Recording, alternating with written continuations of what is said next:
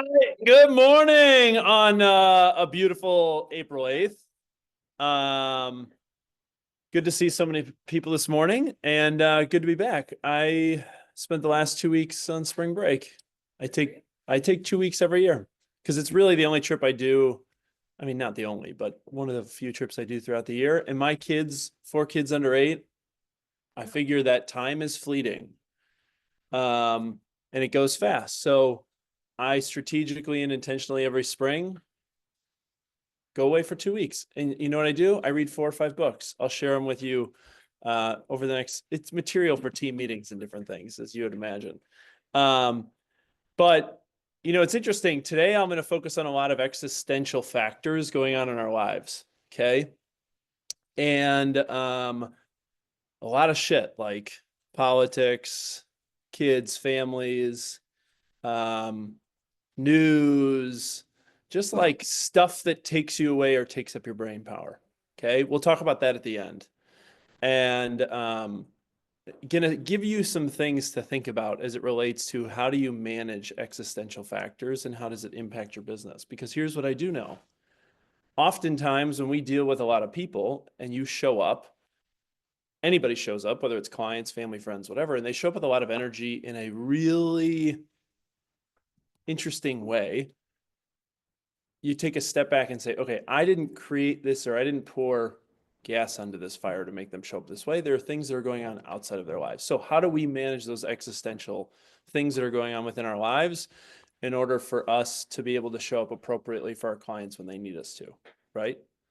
And that those things don't carry over into our relationships, into our interactions with our peers, interactions with our friends, our family, those we love.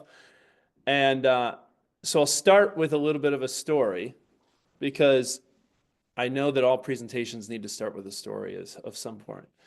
And hopefully it's to make you laugh. So I had a great spring break. We were coming home from spring break. It's a trip, not a vacation when you have 4 little ones. And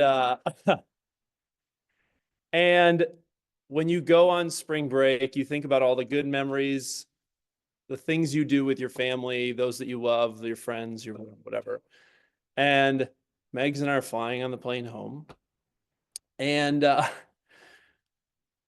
we're, first of all, Wells, who's about 18 months old, is a shit show on the plane. Running up and down the aisles. The stewardess were like not happy with us. You know, like you're just trying to feed the kid as much as possible to get him to shut up. And the guy's our biggest kid, so he just eats and eats and eats and eats. And, you know, as a parent, you're sitting there kind of like, holy shit, like the 60-year-old in front of us who's trying to watch his iPad, you know, the 20-year-old couple to our right who doesn't have kids, like we are going to severely impact their ability or want to have kids. And then about an hour into the plane, this happens.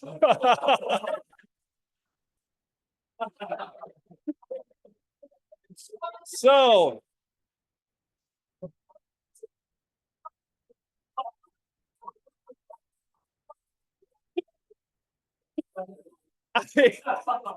I share that.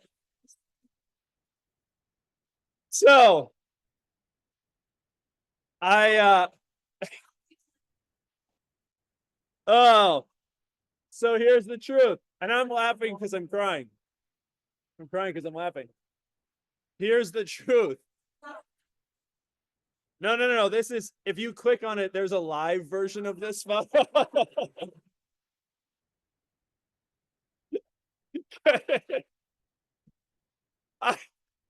So here's yes. Okay, yeah, we can turn this off. Here, we'll keep it on here.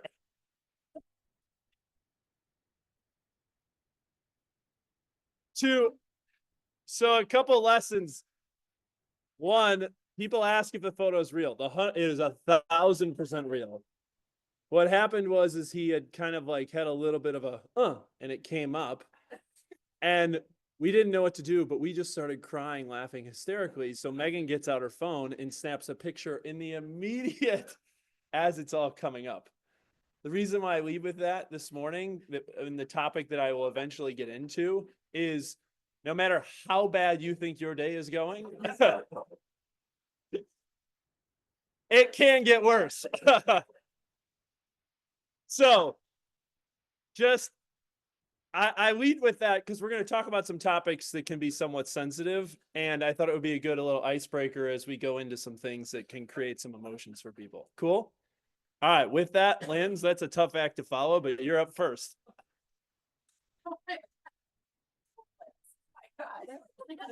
Yeah, how do I follow that? Okay, switching gears. Yeah, okay. Something a little bit more tame. Okay, so I just wanted to reintroduce our marketing concierge and kind of go through a little bit how it can really provide leverage for your business. So just kind of an overview of what we can offer. So personalized and branded marketing materials. So we really want to tailor these to your brand, your business. That's what we always say. That's our tagline. And so we just want to make sure that we're providing the professional and, the best materials for you guys to fit your business. We offer 48-hour turnaround time for standard requests. A lot of times it's even before that, with flexibility for custom projects that just, may take some more time and attention.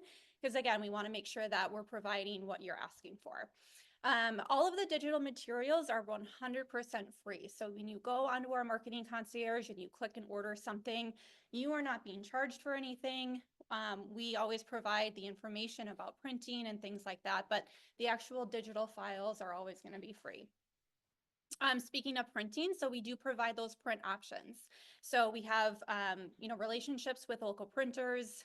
So we provide those prices to you and quantities and information. And then we can help facilitate sending in those orders and what that looks like for you guys.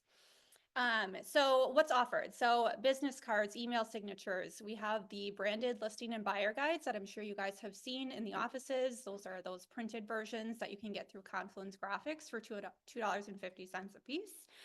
The 12 direct postcards and then listing materials. So brochures, flyers, social media posts, postcards, yard signs, and then of course, custom requests. So, and again, this is on our KW Realty MKE.com website under the marketing concierge. So you'll see a list of all of these materials with some various different photos and options and things like that. But if you guys ever have questions and, need more information on what we can provide and how you can, leverage what we do, just feel free to reach out to me or someone on our team. All right, so we rolled these out a couple of weeks ago. So we have our monthly post and go materials. So these are social media posts that are updated monthly. So some of those include the monthly market snapshots for the 5-county Metro Milwaukee area, as well as Dane County.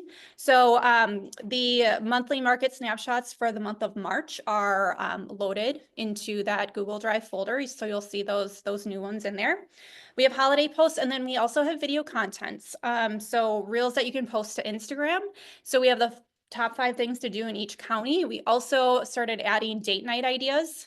So again, these are, updated monthly. New content is added every single month. So check that out. That is located on our agent hub. There we go. So on the agent hub, scroll down to tech and marketing resources, and then you'll see the marketing and social posts link. So that will take you into that Google Drive folder where you'll see that folder for Post and Go. That's also where you'll find all of the 12 direct content and just all of the other grab and go marketing materials that we create. We'll put it all into that Google Drive folder for you guys. All right, speaking of 12 direct campaigns, hopefully, the weather gets warmer eventually. So maybe, putting some of this on social media will bring that warmer weather. But one of our most requested 12 direct campaigns is live. So we have the Milwaukee area farmers markets, Madison area farmers markets. A lot is going on right now with Easter egg hunts and just different Easter events around the communities. We've got hiking trails and beer gardens all updated for 2025. So check those out. Again, it's in that Google Drive folder.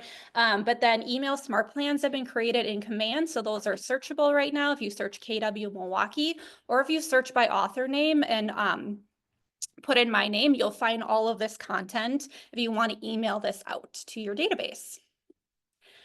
All right, and then we've got tech and marketing training this Thursday, the 10th. Bella and Madeline will be going through elevated designs in Canva. So if you're interested in learning more about how to utilize Canva for your business, they're going to go through some tips and tricks and just general ways of how you can utilize Canva and create some great materials.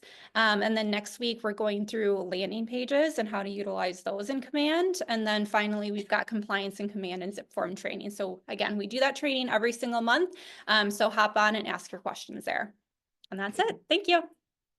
Sweet. Good morning. All right, no good April Fool's jokes this week, but we do have some compliance update with Lieutenant Steph. So, Lieutenant, what do we got? Hi, good morning. I just have a sundry of items to go over this morning.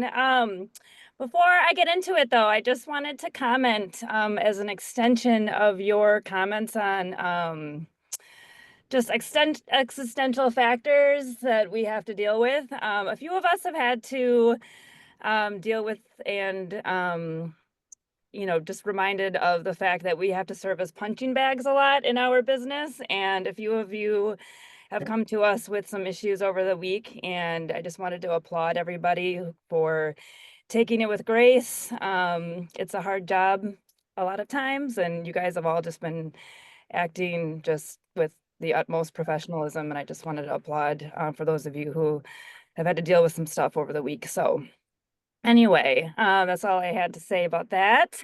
All right, closing statement review. So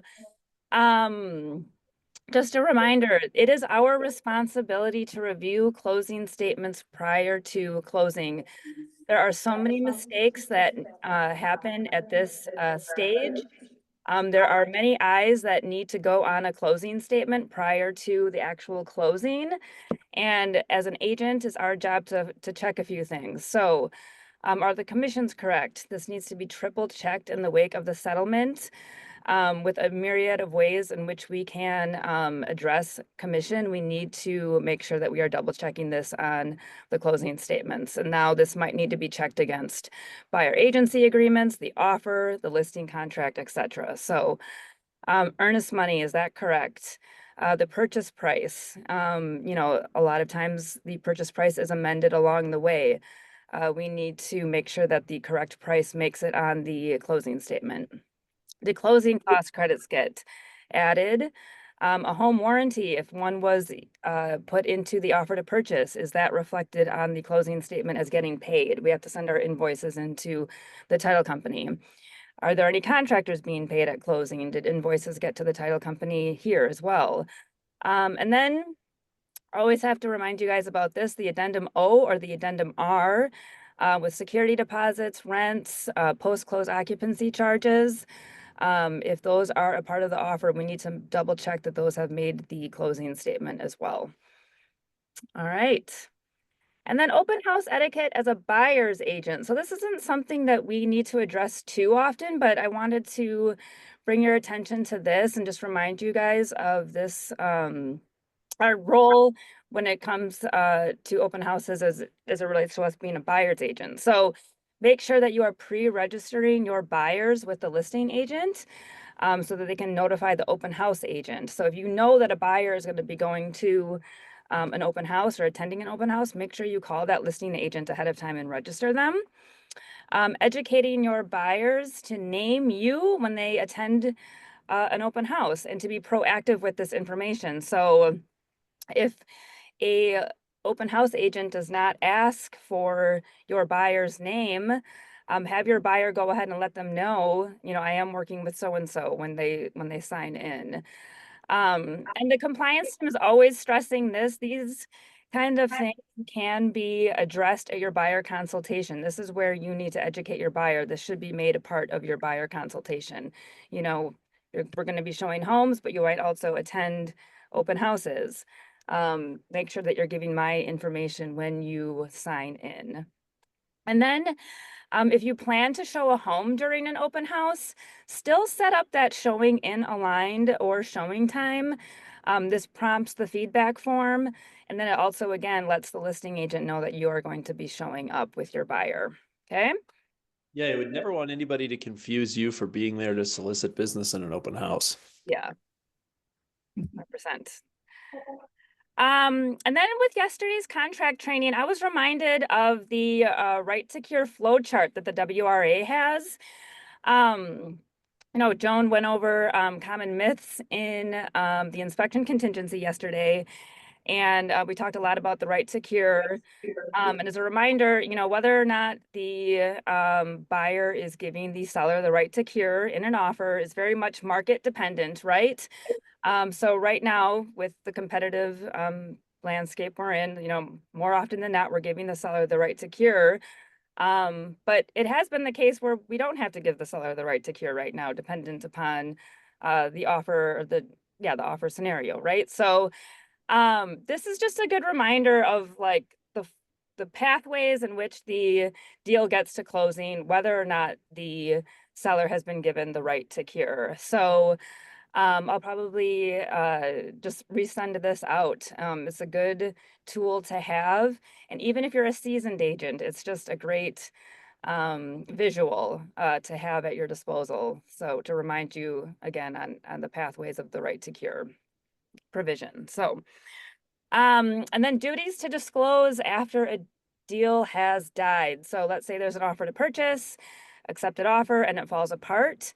After the deal falls apart, the sellers must amend their real estate condition reports to disclose any new defects. So if there was an inspection as a part of that first offer, and we're going back out on the market, we need to amend our real estate condition reports to disclose any new defects.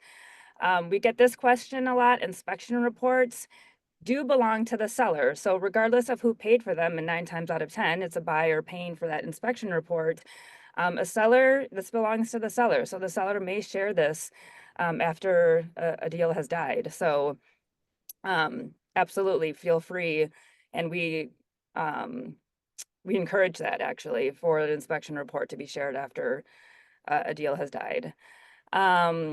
Then listing agents, if you have a seller who refuses to disclose those newly found defects, then we must use the disclosure of material adverse facts to disclose it. Okay, and then our upcoming April contract trainings, the remainder of the month. So we've got the home close contingency, the bump clause, and secondary offers on the 14th. This is a good one too, I think, for seasoned agents, just to be reminded on how these all work together. 21st, we've got the financing commitment contingency. And then on the 28th, this is a new topic that I don't think we've ever addressed formally, but an agent writing as a principal in an offer to purchase. So that's all I got. Steph, I think there was a question within the chat as it relates to sharing inspections from deals that may have fallen apart. I would recommend that it is best practice that we black out the previous buyers as a way of protecting those interests. Yes, Allison, absolutely. Yep. Perfect. Thanks, Allison, for the question. All right. Jumping into training and education, here we got month of April. One quick thing to point out that offices are closed upcoming on Friday the 18th. Heading into the Easter weekend. So just be mindful that the offices and the leadership team will not be present on the 18th, but you have access to any of the locations 24 hours a day, 7 days a week via your file. Next is we're running back with the articulating your value conversations that were wildly attended in August and September of last year as we were going through our settlement changes around how people are navigating these conversations, having these discussions with clients. I'll be leading them on starts tomorrow on Wednesday at 9 a.m. So I'll have Holly, Santi, and Bruce tomorrow morning to kick it off. And we're going to be doing these twice a week for 30 minutes just to jump on. What are you seeing? What are you hearing? What are the dialogues you're having with your clients? How are you navigating these objections or questions in the heat of the market of the moment? And to get the insights from what these guys are doing in actual client conversations. And we'll be doing these throughout the month of April. Also, every Wednesday in the Southwest office, we are working through Words That Work coaching all around what to say and how to say it on Wednesdays at 11 in the Southwest office through the month of April. The Budget Model Mastermind on Thursday, April 10th for 1 o'clock for 2 p.m. on Advanced, all around how do you manage your money. You know, it's interesting. Everybody wants to build wealth. Yes or yes? The challenge in building wealth is if you don't have capital to build wealth because you spend your money as fast as you make your money, you can never actually build wealth. So you get up on this financial hamster wheel that you can't get off of. The way you manage that is through managing your finances appropriately. And Steph and Scott are incredible at helping you understand the budget model. And so jump onto this Thursday at 1 or 2 via Zoom as it relates to how do you manage your financials in order for you to have access to capital to build your wealth. Next up, the Brewed for Success. This is a investors workshop hosted by Jasperson and Root River and Tina Reddick. It will be also this week, Thursday from 4 to 6 at Greendale's Panthers Pub. Feel free to jump in. It's all around, it's basically an investors network, all around investing, acquiring assets, things that might, and it's open to not just agents, but also investor clients. So opening up to the group for the Wisconsin Real Estate Investment Mastermind. Next up is Red Day, and I gotta give the group a shout out. I signed up for Red Day yesterday, and 3 of the 4 events are already sold out, which is incredible. Last year, we had 200 people participate in Red Day. Red Day stands for Renew, Energize, and Donate. And in the heat of the spring market, and we've talked a lot around how do you take on negative affect, and how do you manage that negative affect appropriately? Red Day is an incredible way to give back. So what we do is we shut down the offices for a Thursday, the first Thursday in May. This year, it's on Thursday, May 8th. We have 1 opportunity left remaining because the other 3 are sold out. And as I mentioned, last year we had over 200 people give where they live through opportunities within our community. And we do it as a way to renew, energize, and donate within the communities and where we work and live. Cool? See you on May 8th. Next up, we also have Mark King coming to talk about wealth building of all things. So on May 7th. Hello, Milwaukee. My name is Mark King. I'm the former president of Keller Williams Realty International, and I can't wait to come see you. Thanks to Kathleen, I'm coming out on May 7th, and we're going to talk all things wealth building. You are the CEO of You Inc., and no one's coming to the rescue. So how are you doing on your wealth journey? By the end of the day together, you'll know exactly what numbers you need to hit to be where you want to be. Please don't miss it. Invite your adult children, invite your spouse, invite your vendors. This is for everyone. Can't wait to see you. Welcome to the cause. And so that's what it's about. It's open to your kids, open to your family members. It's about wealth building and how do you plan effectively within this business in order to build your wealth. And so that'll be on May 7th at the War Memorial downtown, 9 to 3 with lunch included. Cool? Hello, Milwaukee. Hello, Mark. All right. And then last up, it's not Average Camp, it's Mega Camp. Mega Camp this year, change of venues because the Austin Convention Center is being renovated, is in San Antonio, Texas, August 11th through the 14th. It's a great environment. I know that I have a sneak peek that several of our people will be on panels in the month of August. So if you don't want to be average and you want to be a mega and you really want to build a business with scale, join us at Mega Camp in August. Here's what I'd say about Mega Camp. Mega Camp's not for everyone. Okay. Mega Camp is not for everyone. Mega Camp is for those that really want to build and grow to scale. Okay. And that's why I say like family reunion is for everybody. Mega Camp is not for everybody. And so if you really want to build a big business and build a big business with scale and learn how to do it with scale, that's what Mega Camp's purpose is for. Prices go up tomorrow. Good to know. All right. Lessons in the market of the moment. Okay. Boy, we've been dealing with a lot, haven't we? I never thought I would be paying attention to Wisconsin Supreme Court race in the month of April on spring break, and the amount of money that was spent on it was flabbergasting. How divisive that was last week or the week leading into it. I was like,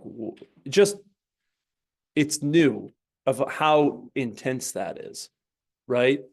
And then you correlate that to like what people have going on in their lives with their families, you stack on top of like what we've been dealing with and the negative affect that people have been, the news and the media and all the things that are going on within our lives, and how all these things and how our industry is changing and what does this mean for me? And look, I know it keeps people up at night, keeps me up at night, right? And how we as people worry a lot, and we worry a lot about change. And I think most recently, the thing that I haven't heard a lot locally, but I've heard a lot about it nationally, is this whole thing around clear cooperation. How is it impacting MLS policy? What does it mean for IDX feeds? Yada, yada, yada. And also one other thing, if you didn't know, which is interesting to me because I've taken a lot of interest in the MLS lately, is we'll have a new leader in the Metro MLS organization, as Chris Carrillo is leaving to go down to Texas to take over an MLS organization down in Texas. So change is in the air. And yet sometimes change can create distractions, or again, negative affect, things that go on within your lives. It takes up a lot of energy and headspace that prevent you from doing what you want to do. And then you throw in all of the uncertainty in our environment, in our world right now, as it relates to what's going on in the capital markets, what's going on with policies, what's going on with this, what's going on with that, what's going on with a lot of stuff. And you could be thinking to yourself, holy shit, what is going on? Okay. And I'd share with you a couple lessons in all of that. One, as it relates to the capital markets, is this. In the last month, the market's down 10%. I know last week, Thursday, Friday, and Monday were, you can see the trend line here over the last 3 to 4 days. Not great. A lot of people losing sleep over what this means and where it goes, right? And if you look, and in the last 30 days, the market's down 10%.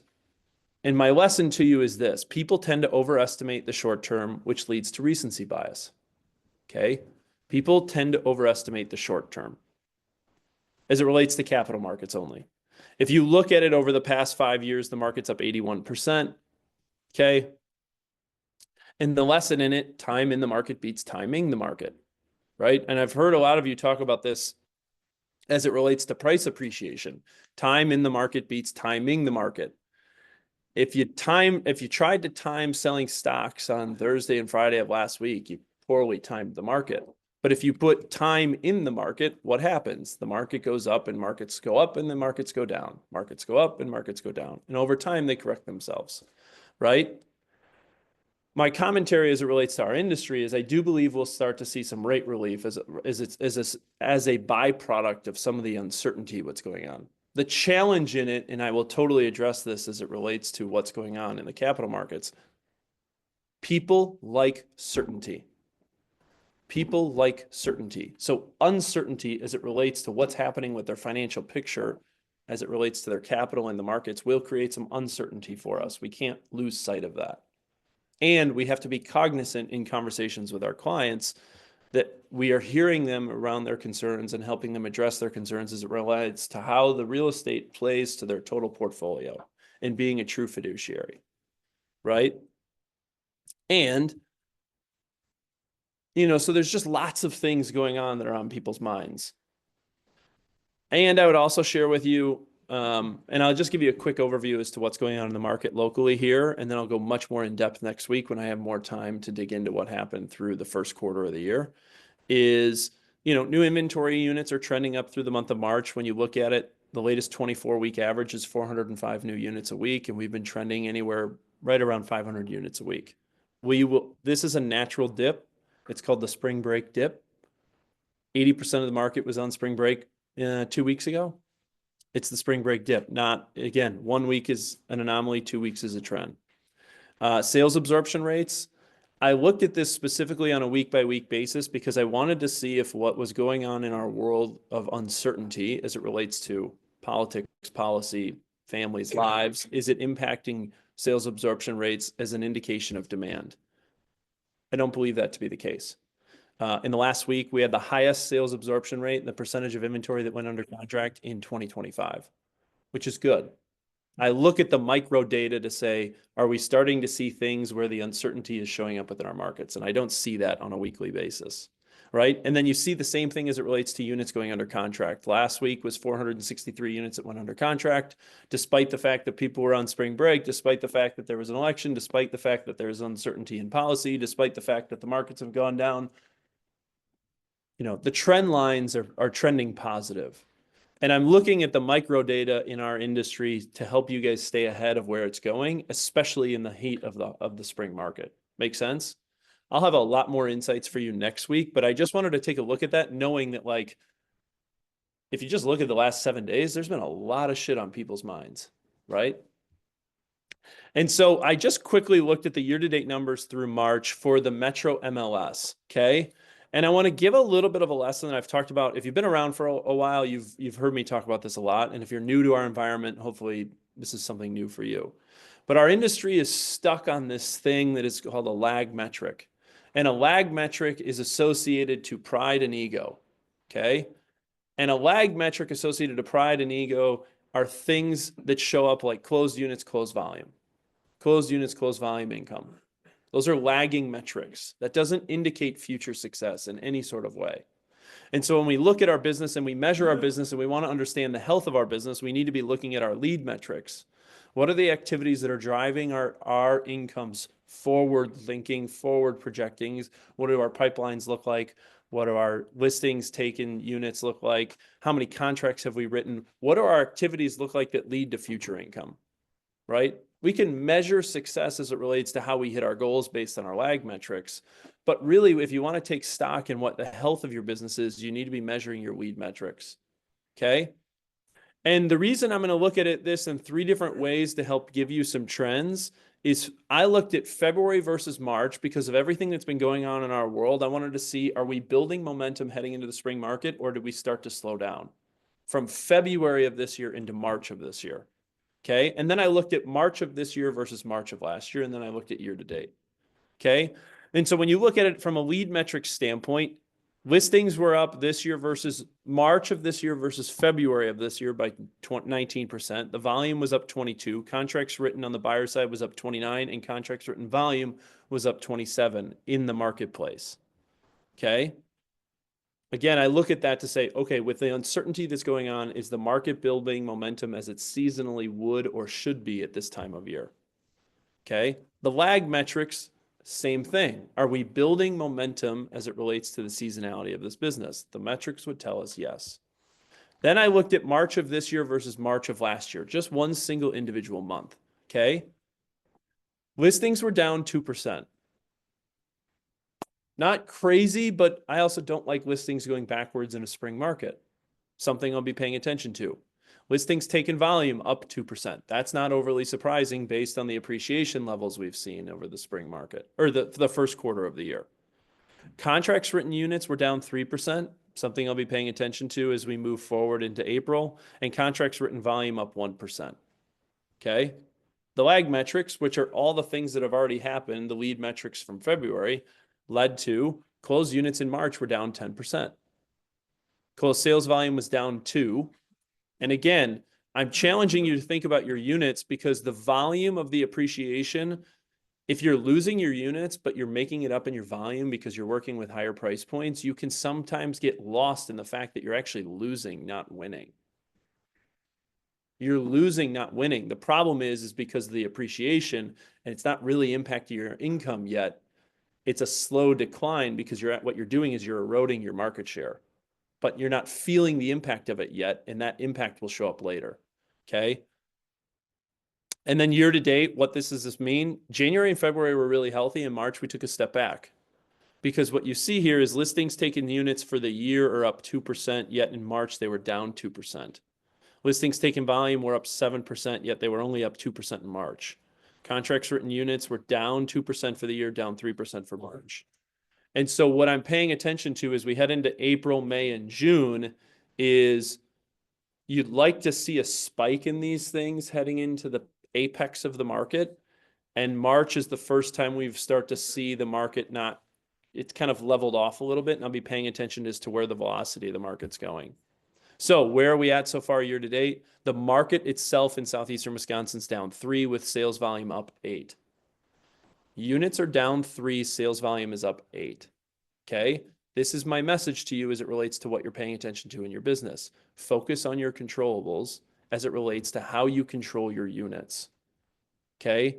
Don't get mesmerized by volume, because you could be losing your market share without knowing it because you don't feel the impact of it until about 6 to 12 months later. Okay? If you focus on your units and focus on your database, focus on your sphere of influence, focus on your relationships, over time, the volume will come as it continues to appreciate. Okay? So what's winning? I didn't update it yet for the month of March. Didn't have time last night. So next week, I'll give you the data and insights and the accepted offer intel as to what we saw in March as it relates to the metrics that we've been looking at in terms of earnest money, finance versus cash, inspection contingencies, so on and so forth. And I'll give that to you next week. Cool? Love it. So here's my message for you, is you have to focus on the controllables. Okay? You are entering the apex of your earning potential in 2025. You are entering the apex of your earning potential in 2025. The market apex is sometime between mid-June and mid-July. You are entering the period now as it relates to your activities as to how that income shows up in June and July. Okay? And in a world where we have no control over lawsuits, we have no control over our competitors, we have no control over the shit that someone's talking about you, you have no control over the interest rate environment, we have no control over what's happening in the stock market, we have no control over politics, policy, or any of the other stuff, and we have no control as to what's happening in our industry as it relates to NAR, clear cooperation, and all this other stuff. What we can control in the heat of your opportunity to apex your income in 2025 is your follow-up, is you have to do a great job and you have to build relationships. Let all the other shit go. Because if you allow that shit to show up in your business, you will have a shit business. Something to think about. Okay? So focus on your controllables and you will have success in the apex of the market. Cool? Now, here's what I would share with you heading into the next 90-day period for you. Okay? On the line of the X and Y axis, you have actions and habits, and you have income potential. And my question for you as you sit here through the first quarter of this year is, if your actions and habits are here and your income is here, are you satisfied? That's a you question. If your actions and habits are here on your X-axis, it's directly correlative to your Y-axis as it relates to your income. And so if you want to maximize the apex of your income in 2025, and you want to get out of the box that you are currently in, you have to maximize your actions and habits in order for it to correlate to your income. Now, you're 90 days away from the apex. Okay? And so you have to focus on your actions and habits as it relates to what you're doing to convert your units in order for it to show up as your income. And the focus to it is, can you be present enough in what's going on in this environment to focus on what your goals are and that you have mental resistance to how you build to what you ultimately want to achieve in 2025. Write it down, share it, and create triggers as it relates to what you want to do in the next 90 days. Because I shared with you about 3 weeks ago, whatever your world looks like right now, you alone have caused it to look that way. And when you accept the responsibility for creating a situation, you're ready to assume the responsibility for changing it. And when you assume responsibility for changing it, you've taken control of your life. You control the outcome to your income. You control the outcome to your happiness. You control as it relates to how you manage all the existential factors and the negative affect that we all face and deal with every single day. Nobody else controls it but you. Don't allow others to control it for you. You got me? So here's what I would leave you with, and it's not the photo again. Learn to calm your mind, right? Your mind is going to spool. Nobody has a mind that's calm all the time and focused when they want it to be and falls asleep perfectly every night. Nobody gets that. No human being gets that, okay? So you have to put some work into it. That involves doing, maybe it's 5 minutes of meditation a day. I'm a big believer in prayer. I think that combines a number, if not all of the features of the things that we hear about, like meditation and all these other things, into a practice that if you spend some time with it, I think it can be very useful. Okay, I'm not here to push that, I just know that to be true. So get your physiology right, and the rest will start falling into place. And, you know, The online culture, my podcast, your podcast, Rogan podcast, and other podcasts is replete with information about how to exercise right, how to eat right, how to do all these things, building your social connections, which are also vitally important. But if you're not getting your physiology right, the rest isn't going to work. Focus on your physiology. You're heading into the apex of the market. You have the opportunity to control what that looks like. Take advantage of the market at the moment. Sound good? All right, guys. Have a great day. Thanks for showing up.